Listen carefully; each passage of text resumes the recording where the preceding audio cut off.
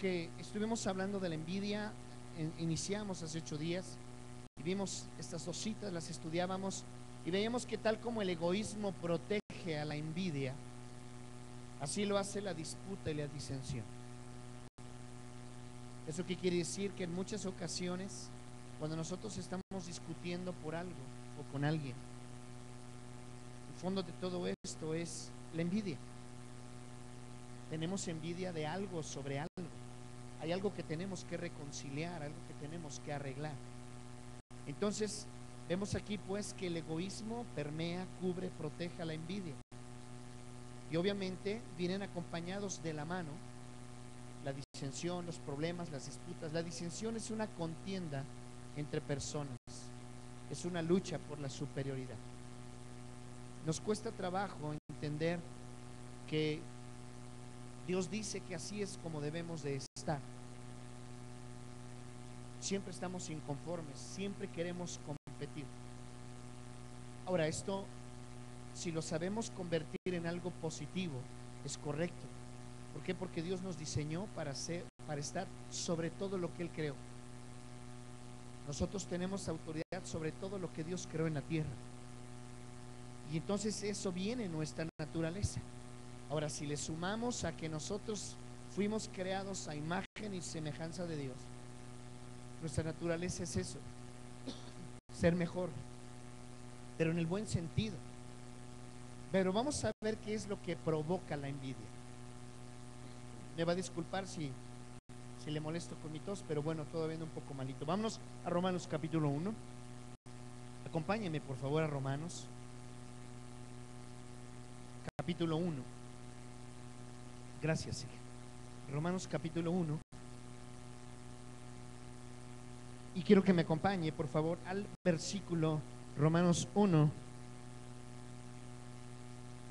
versículo 29. ¿Está usted ahí? Estando atestados. ¿Qué significa atestados? Llenos, a reventar. Esto está atestado, decimos, ¿verdad? Vamos a algún evento y está súper lleno.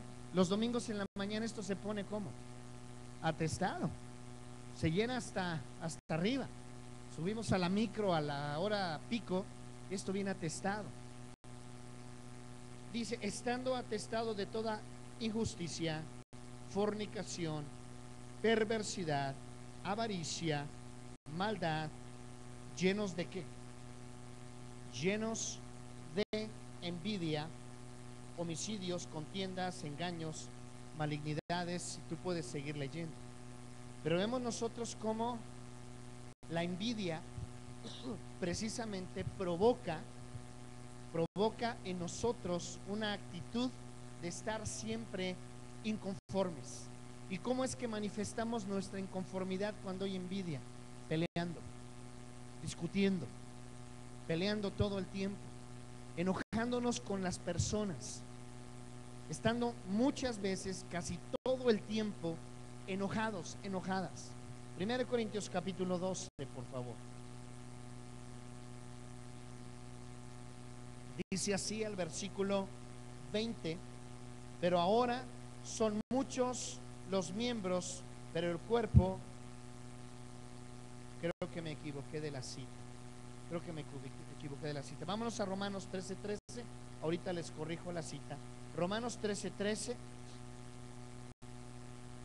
Dice así Romanos 13:13: andemos como de día, honestamente, no en glotonerías y borracheras, no en lujurias y en lascivias, no en contiendas y ¿qué? Envidia. ¿Se dan cuenta cómo es? Cómo el Señor nos previene precisamente de no caminar. Vamos a regresar y vámonos a 2 de Corintios capítulo 12. 2 de Corintios capítulo 12, versículo, ahora sí, 20. Pues me temo que cuando llegue no os halle tales como quiero, y yo sea hallado de vosotros, cual no queréis, que haya entre vosotros contiendas. ¿Y qué dice ahí? envidias. ¿Se dan cuenta cómo viene acompañada la envidia de pleitos y de contiendas y de iras? Es increíble cómo la envidia constantemente nos lleva a estar peleando. Y a veces ni siquiera con la persona a la que envidiamos, sino a terceros. Salimos de algún lugar, observamos algo. Ahorita vamos a ver el origen de la envidia. ¿Cuál es el elemento que usa Satanás para que empieces tú a tener envidia? Y entonces sales de ese lugar y las personas que van contigo ni siquiera saben cuál es la razón de tu enojo, cuál es la razón de tu molestia. Y no solamente te pones de malas, sino pones de malas a los demás, cuando en el fondo lo que sucedió es que hay envidia. Hay envidia en tu corazón. Vámonos a Filipenses capítulo 1, versículo 15. Algunos a la verdad predican a Cristo, ¿por qué? Por envidia. Es impresionante cómo también Dios le habla a los pastores. Hay gente que se ha ido de las iglesias, se ha levantado en otros lugares y empieza a levantar su iglesia y empieza a hablar pestes de su pastor, empieza a hablar pestes de otras iglesias. ¿Y todo por qué? Por envidia. Y luego si cerca de ese lugar, ese hombre o esa mujer ve que hay una iglesia que está siendo prosperada, está creciendo, está bendecida, la presencia de Dios se manifiesta en todo momento, en cada reunión, ¿qué es lo que hacen esos pastores? Hablan mal de las iglesias. Yo no sé si usted ha oído el asunto legal de un lugar que es para niños que se llama Casitas, que salió mucho en las noticias a finales, a mediados del año pasado, y que todavía sigue esa situación. Bueno, ese lugar es un lugar que se fundó a través de un hombre que nosotros lo conocimos siendo muy joven. Él viene de la iglesia metodista, se sale de la iglesia metodista para irse a una iglesia más o menos del corte de nosotros, se va a una iglesia que se llama Calacuaya, de ahí pasa a Amistad Cristiana. El caso es que estuvo de iglesia en iglesia y todo por envidia. En la última vez a él le tocaba, en teoría, se levantó una obra en Guadalajara. Él pensaba que le tocaba ir a él para pastorear ese lugar. Los pastores deciden enviar a otra persona. Este hombre se sale de ahí.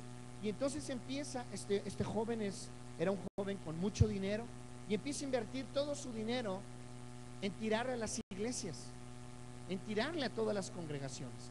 De hecho, en una época, cuando estábamos en la UNAM Morelos, un grupo de su iglesia, ¿saben qué hacían los domingos? Se ponían en la puerta de nuestra iglesia a repartir folletos, haciéndole creer a la iglesia de nuestra congregación que nuestra iglesia no era una iglesia de Dios y que nosotros los pastores no éramos pastores. Ese hombre se llama Jorge Ederle. Inclusive me tiró en varios periódicos y ahora está siendo perseguido por la ley, porque es un hombre nefasto, es un hombre que traficó con niños. ¿Y cuál fue el surgimiento de su ministerio? La envidia. Y así como yo te puedo hablar de siervos y siervas en todo el planeta que sean, bueno, pseudo pastores, que se han